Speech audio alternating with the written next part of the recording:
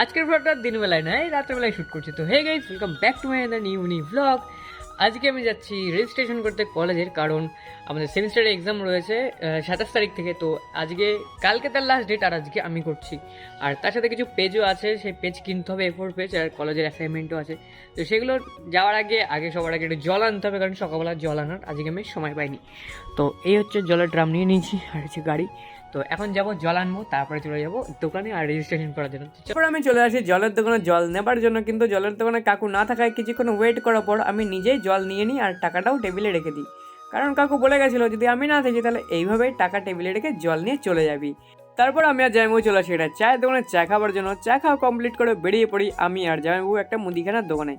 আজকে অনেকদিন পর কিছু বাজারঘাট করার ছিল, তো চাল টাল কিনে আমরা চলে আসি আবার বাড়ি। তো বাড়ি এসে দেখো এই হচ্ছে আজকে আমরা বাজার করেছিলাম। এরপরে আমি বসে পড়ি লিখতে, কারণ অনেকটা লিখতে হবে, 22 পেজ লিখতে হবে একই রাতের মধ্যে। তো আমাকে তো কলেজে এটা জমা দিতে হবে, তো আমি তাড়াতাড়ি এটা লিখি। আর তোমরা আরও মিনি ব্লগস দেখতে গেলে সাবস্ক্রাইব করে দিও গাইজ। টাটা।